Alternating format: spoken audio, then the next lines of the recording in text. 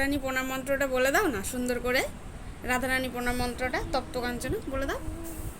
বলো বলো সুন্দর করে, গোবিন্দ দেখতে পাচ্ছে। তপ্ত কাঞ্চন গৌরাঙ্গনী রাধা বৃন্দাবনেশ্বরী বিশ্ববানু সূর্যদেবিতা মা মামি হরি বিয়ে জয় রাধা রানীর জয়।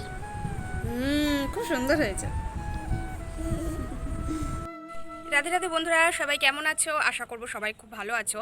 তার কারণ হচ্ছে আমার গোবিন্দ সবাইকে ভালো রেখেছে। তো এতক্ষণ যে ভিডিওটা দেখছিলে সেটা হচ্ছে আমার মেয়ের ভিডিও। তো আমি যখন প্রত্যেকদিন রাতেবেলায় ঘুমাই, মানে আমার মেয়ে এবং আমার স্বামী আমার সাথে সাথে নারায়ণ প্রণাম মন্ত্র, তারপরে হচ্ছে পঞ্চতত্ত্ব প্রণাম মন্ত্র, শ্রীকৃষ্ণ প্রণাম মন্ত্র, গীতার 18টা নাম, তারপরে হচ্ছে আরও বিভিন্ন 2-4 রকমের মন্ত্র একসাথে আমরা তিনজনাই বলি, তারপরে আমরা ঘুমাই।